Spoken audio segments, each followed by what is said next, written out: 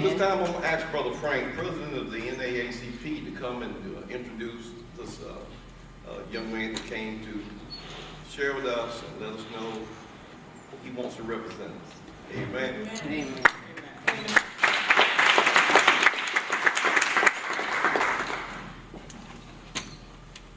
Pastor,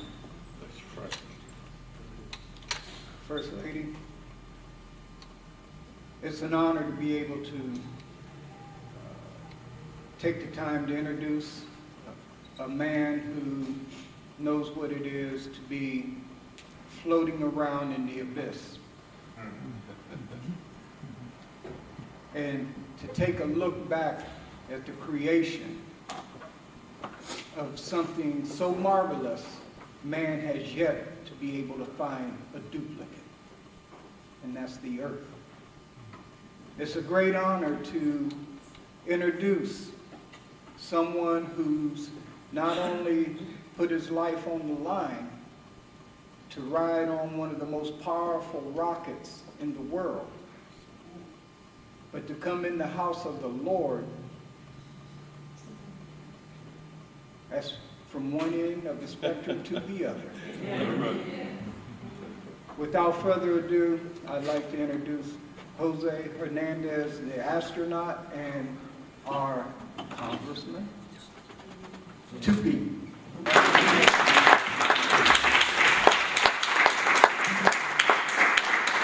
you, Frank, for that very kind introduction, and thank you for the invitation, Pastor Green, First Lady. Also want to thank one of your congregation members, John Irving, for extending the invitation as well. And I am so glad. How you doing, sir? Great to have you as well. Yes, our friend Sebastian. He is so close to our campaign. He works with us on a daily basis, and want to certainly put a shout out for Sebastian for helping us out as well and making sure that that we were given the details with respect to being able to get here and fulfill what I wanted to do is come and talk to you about what I'm about to embark upon, a different type of journey. You know, a lot of people always ask me why I would want to go from a job that has 100% approval rating as an astronaut to a job that has at best 10% approval rating as a congressman. And we have to take a step back to understand why it is that I wanted to do this, and I'll let you know why. When I was 9 years old, unfortunately I'm old enough to remember the tail end of the Apollo program, I watched the very last Apollo mission on TV. I saw Gene Cernan walk on the surface of the moon, while at the same time I would go outside and see the moon out there in its full glory, come back inside here and see John Cernan walk on the surface of the moon, and I said to myself, that's what I want to be. I was stuck. I wanted to be an astronaut. And mind you, we were living here. I lived here in Modesto. I lived in Salida. I lived in Tracy. And I lived in Stockton as a migrant farm worker. At that time, we were migrant farm workers. My parents only had a third grade education, but I shared that dream with my dad. And my dad looked at me and said, son, let's go to the kitchen table. You gotta understand, when we go to the kitchen table, it's usually to be reprimanded. So I thought I was in trouble. Come on. I said, oh, man, I must be shooting too high, and he's gonna tell me he's gonna bring me down to the ground.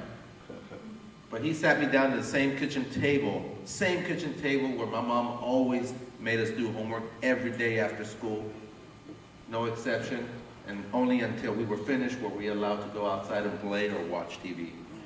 My dad sat me down and he said, son, what is it that you want to be? Challenging me. And I said, I want to be an astronaut. He looked at me and said, I think you can do it. My eyes got this big. He says, you just got to follow a simple recipe. And you got to understand, this is coming from a man with a third grade education. So he says, simple recipe. He says, first, define what you want to be. Second, understand how far you are from that goal. Third, draw yourself a roadmap and don't take shortcuts. 4, get yourself an education. 5th and final, he says the same work ethic you put out in picking those tomatoes and cucumbers out in the field, you put them in your books. Come on. And then when you graduate and you get your professional job, you put it in your job. Always give them more than what they expect. Amen. It says you mix that up, you can be whatever you want. And so I followed that. The only other thing I would add is perseverance. Perseverance, because it took me 12 years to get selected as an astronaut.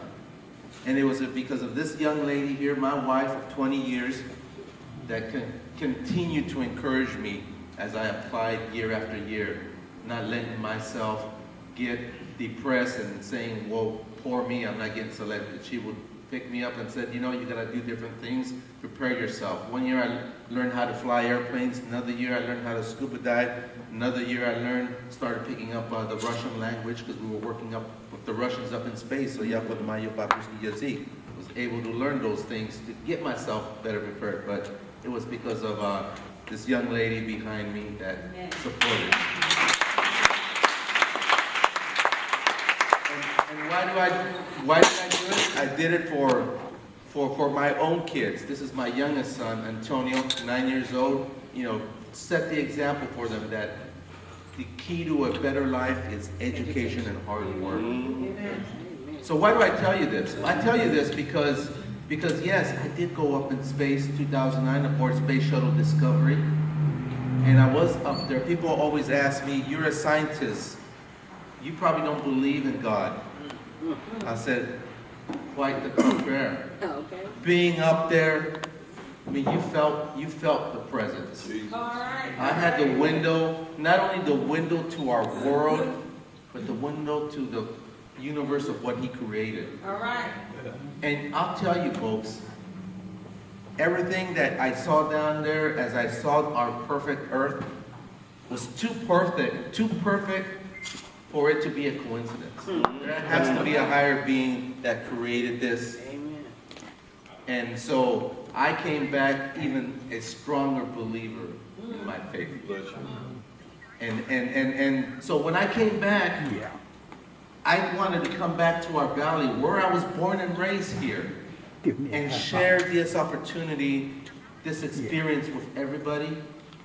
But when I came back in 2010, what did I find? I found us in chaos. At the peak of the mortgage foreclosure crisis, unemployment more than twice the national rate, and yet no one was doing anything. Worse yet, parents losing faith that their kids could, with hard work and an education, be able to achieve the American dream. And that scared me. That's when I said, I have to get involved. I want to get involved so that I can go to Washington and be able to represent our people, the people of color, the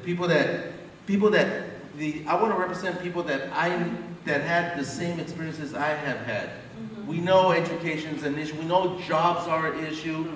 And we have to be able to make sure we have representation so we have equal, not preference, I just want equal access for everybody. Equal access for everybody.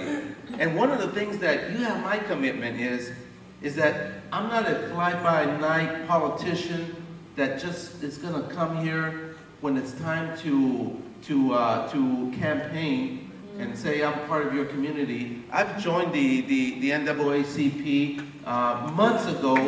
I'm going to be part of the community. I live here in the community. I'm not going to Washington and take my kids over here. They're going to be part of the public school system here in this community. And what I want to do is also want to make sure we all get representation at the table. I'm going to be relying upon the community to make sure we get, for example, in my staff, I want to make sure you guys have a name, an individual, one of yours, one of the community members that you have respect for, to be able to work with me, work for me in the staff as a staff member, so that you guys always have someone to go to and be able to say, this is the person we're going to share our concerns with so that Jose can hear them and address them. I'm doing the same offer to the Hispanic community, the same offer to the Sikh community, because we all have to have the representation. We all have to have that voice. Amen. But what I need now, as you can imagine, with 3 weeks left for the election, is I need your vote. I need your time. You know, there's a saying that the next best thing you could give someone besides love is your time. And we need to get the vote out. And part of our problem as people of color is that a lot of us lose hope that says our vote doesn't count. And I'm here to tell you it counts. Yeah. And if each one of you can get 10 different people to commit to vote, then that's how we can change things.